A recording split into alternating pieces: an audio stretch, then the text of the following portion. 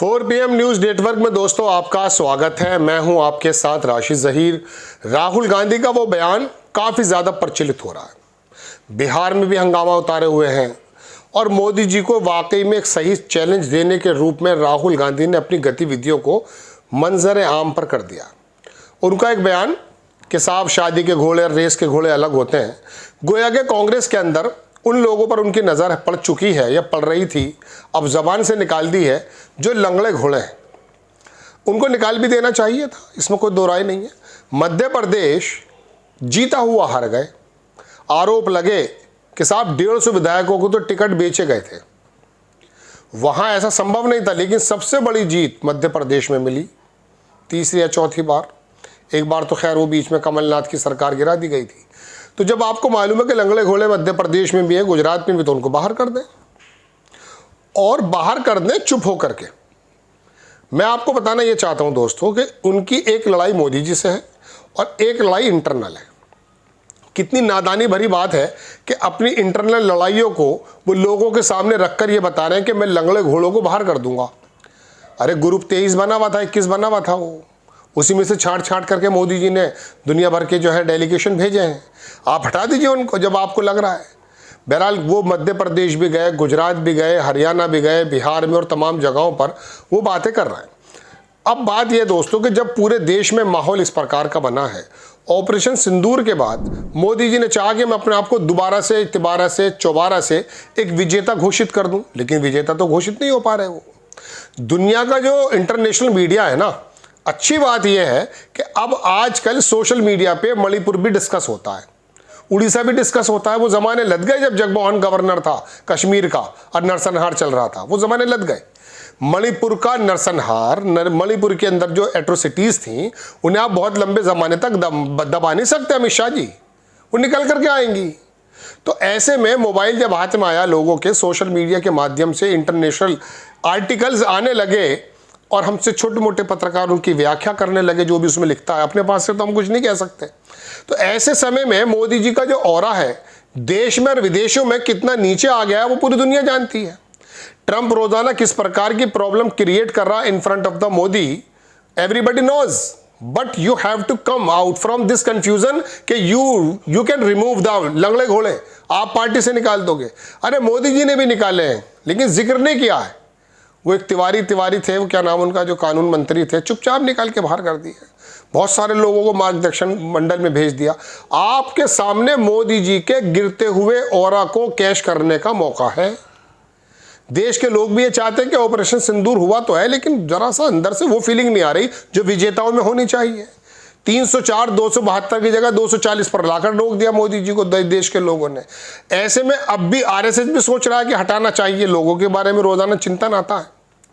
तो ऐसे में मोदी जी को जब एक ही झटके से, या भारतीय जनता पार्टी को एक ही झटके से सरकार से हटाया जा सकता है, इस पर ध्यान ना दे करके अपनी गलतियों को बताना कि साहब मुझे बुखार है, मुझे प्रॉब्लम्स है, मुझे नमूनिया है, क्या जरूरत पड़ी है। आपके यहाँ अगर लंगड़े घोड़े तो जमाने से हैं, उनको निकाल के आराम से बाहर कर दीजिए, मार्गदर्शक मंडल बना दीजिए। मुझे राहुल गांधी के हाथ में ताकत है, लेकिन लोगों के सामने कहने की जरूरत क्या है। मोदी जी में और राहुल में यही फर्क है। मोदी जी काम आराम से कर देते हैं। बड़े से बड़े नेता जो अपने आप को, एक ठाकुर साहब थे हिमाचल के, वो बड़े जबरदस्त चुपचाप बैठे हुए, खाली सिंपली एक टिकट दे दिया, समझ लीजिए। पहली बात तो बहुत से लोगों को टिकट नहीं देते, वो मुंह से कुछ कहते भी नहीं, कह भी नहीं सकते, क्योंकि अकेले पार्टी पे किस प्रकार का उनका कब्जा मानिए या उनकी पोजीशन मानिए कि उनके सामने किसी की लब कुशाई यानी कि जबान को खोलने की हिम्मत ही नहीं है। और आगे वो क्या काम करते हैं, पर कतर देते हैं। अरे दूरसंचार उन पे तो हटा लो, बिठा दो, किसी और नए को लाओ। तो अब उनके यहाँ भी बहुत सारे ऐसे लोग हैं, पुष्कर सिंह धामी, बॉम्बे सरकार, बहुत सारे लोग ऐसे हुए हैं कि जिन लोगों को चीफ मिनिस्टर ऐसे बना देते हैं। वो कहने का मतलब ये है दोस्तों कि वहाँ अपने जो इंटरनल जख्म है उनको नहीं दिखाया जाता, आराम से उनका इलाज कर दिया जाता है। राहुल गांधी लोग से पूछ रहे हैं, लोगों से पूछ रहे हैं। अरे माहौल बना हुआ है मोदी जी के खिलाफ भाई। कांग्रेस के नेता जब तक इस बात को नहीं समझेंगे, अब वो रिवाइवल कर रहे हैं, बहुत अच्छी बात है।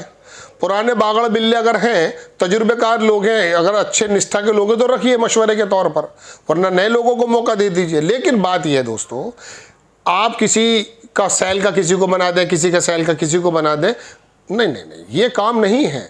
मोदी जी के खिलाफ बाकायदा भारतीय जनता पार्टी के खिलाफ देश में एक हवा बह रही है, भले वो गोदी मीडिया नहीं बता रहा है।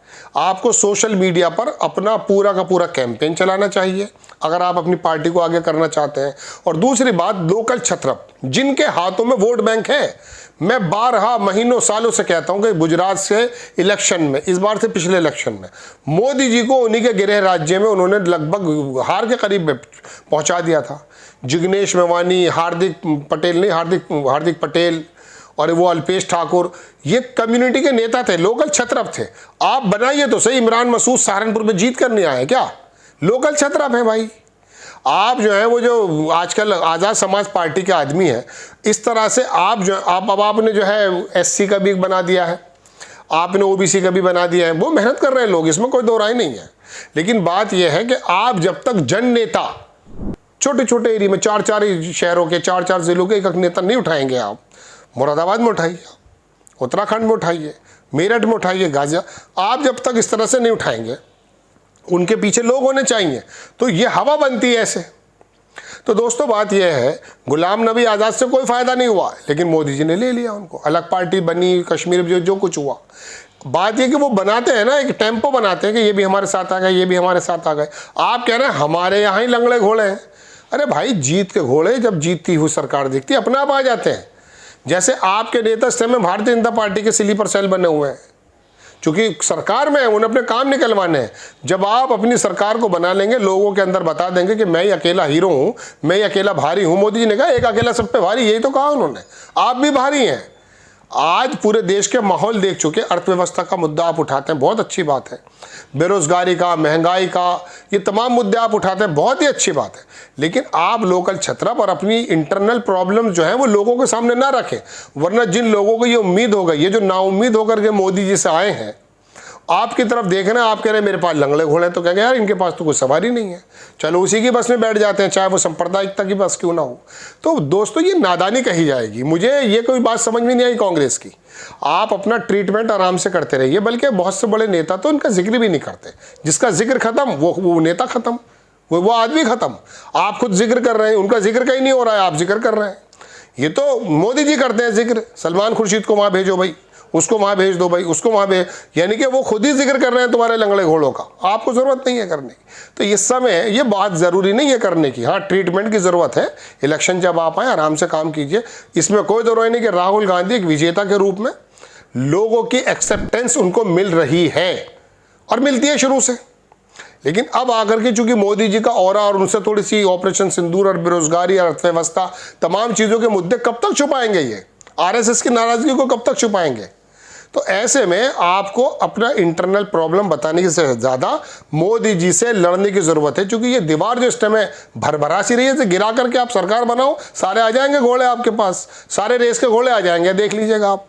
VP सिंह की जब सरकार बनी दोस्तों, तो VP सिंह से ये कहा किसी ने कि ये सब लोग आ रहे हैं, कह रहे ये समय चढ़ने का टाइम है, जहाज़ पे उतारने का समय नहीं है, ये आने दो ने जो आ रहे हैं, बाद में कर लेंगे। तो ट्रीटमेंट बाद में तो हुआ बीजेपी का भी, अमित शाह ने किया है, आप भी कर लीजिएगा जब सत्ता में आ जाएंगे। फिलहाल तो ये मौका है हथौड़ा मारने का, कमज़ोर हालात हैं बीजेपी के, मोदी जी के, आप करें, आप अपनी इंटरनल प्रॉब्लम ना बताएं। ये एक लोगों का कहना है और एक विश्लेषण भी है। आपको खबर अगर अच्छी लगती है, बराए करम चैनल को सब्सक्राइब करें, शेयर करें। नेक्स्ट टाइम में किसी खबर के साथ हाजिर होता हूँ। जय हिंद।